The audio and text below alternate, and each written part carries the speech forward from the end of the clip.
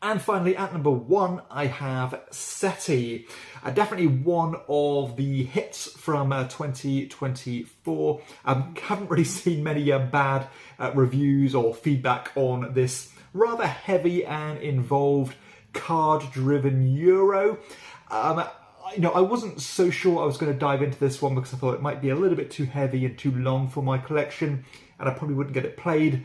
But after hearing so much positive feedback, I thought, let's give this one a go, because I'm probably going to miss out if I don't. And it is number 1 here, so you can probably tell that I do like this game quite a lot, but I do have some issues with it, which hopefully I can explain now. So let's start with a bit of an overview of the game. So what you're trying to do is that you are launching these probes into space, landing on these different planets based on this really cool kind of universe system where, as the game goes on, just passively the board is going to rotate, which means the orientation of these planets is going to change and line up differently, meaning that the distance between certain planets and from the Earth is going to change around. It might take you longer or shorter to do certain routes. And once you've landed on these planets, you can either, again, land on the planet itself, or you can orbit the planet, which is a bit cheaper, get bonuses as you do. The bonuses are things such as, of course, money, you've got data, you've got these presents as well, where you are trying to compete for majorities in these different segments on the board. And that's pretty my first nitpick of the game, is that I think the area majority thing, when it comes to scanning, it's called, and competing for the majorities of these little sections, I thought that was a little bit weak, although it's definitely worth doing because, of course, you can you get data from it, which is another facet of the game. But you are often rewarded for, of course, being the majority presence in these regions, but it only cashes out once it's completed. And what that means is that you are kind of relying on the other players to partake in that part of the game as well. And I found over my games playing this, people would start quite enthusiastically competing for these regions, but as the game developed and people built up more of an engine of cards and things, it would be ignored and it kind of just faded into obscurity and nobody really touched it anymore. And when you had presence there already, it seemed like you wasted your previous efforts. Again, maybe that's just the way we played it as a group, but I definitely noticed it in each time I played this one. So that's one kind of small nitpick. Now, another thing you're trying to do is you're trying to build up your engine on your player board, which will make you more efficient at different actions. Again, gaining data, which is going to populate this different kind of strip on your player board. And an action is to cash it in order to gain, I think it's called like DNA, or kind of intelligence based on these 2 alien races that are going to be randomly determined for each game. And what you're trying to do is, again, you're trying to get 3 different types of, I think it's called DNA, and once you've done that, you're going to unlock the alien race, which will kind of throw a bit of make the game feel a bit different based on different rules, and you're essentially competing to get more of that DNA, to put more of your control markers down there to get points, bonuses, combos, and so on. So again, there's a lot of moving parts on to this game, but it's actually pretty simple to play because all you're doing is you're either kind of launching a probe, landing, orbiting, or scanning essentially. But where the main fun of the game lies, at least for me, is in the card play. So this is definitely one of those multi-use card games where you can use these cards for, of course, multiple different reasons. Number 1, of course, paying for those cards in order to get the benefit from them.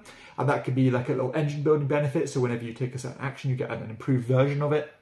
It can be like a one-off benefit. It can be end-game objectives, so of course it'll give you something to aim towards. It can even be something like these little milestone objectives, where if you do something from that point on, then you'll gain a benefit and give you little boosts and so on. Now, if you don't want to use these cards for the kind of the main ability, you can just discard them for the corner ability that will give you like little boosts. So that could be like an extra bit of cash, or an extra data token, or even like free movement with your little probe that's going around the universe. So sometimes there is a bit of a dilemma on the cards you want to keep, which cards you want to get rid of, and you're even building up a bit of an engine, or like an income engine, where at the end of each round, based on cards you've tucked beneath your little player card, or your starting card, that will give you a boost of income at the start of each round, which again can be more like money, more energy, which is like a secondary currency, or even more cards, and so on. So again, lots of moving parts here. Tons of strategy you can go for. You can kind of ignore certain parts of the game and just focus on other things.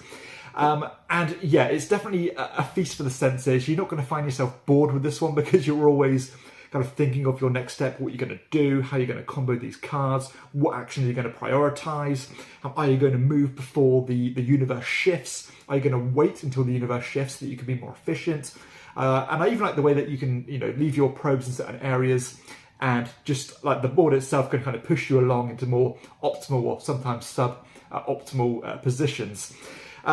So yeah, I think if you like your heavier Euros, especially if you like games like, I think, Underwater Cities, games like Arc Nova, I think this is going to be the sweet spot for you, this style of game. Again, lots of meat on the bones, clever combos, good card play, min-maxing everything, trying to squeeze everything out of the round. You can stay in the rounds and exhaust yourself if you want to. And it's quite interesting to see how much mileage you can get out of these cards to do everything you can.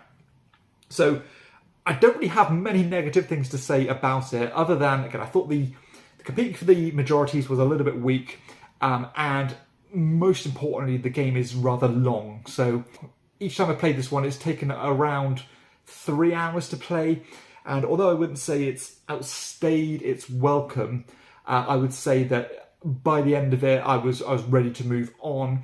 And these styles of games, I don't have that many opportunities to play them.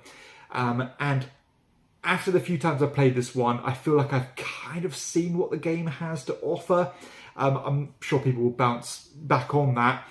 But I feel like I've got the Seti experience, if that makes sense. I've enjoyed it. I've got a lot of value out of it.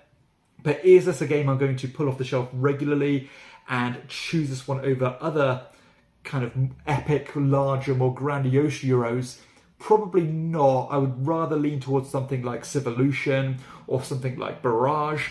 Those games just have like a bit more unique about them and a bit more engaging for me. Whereas this one, I'm really grateful I played it, and I thoroughly enjoyed it, and I even recommend it to the right gamers. For me, the main issue is that I simply wouldn't play it, I think, and once a game's going to be sat on my shelf for a year or two before I play it, it just needs to move on because we're drowned in so many games. But objectively, a fantastic design. I love the card play, and even generally speaking, I'm not a huge fan of sci-fi or space themed games.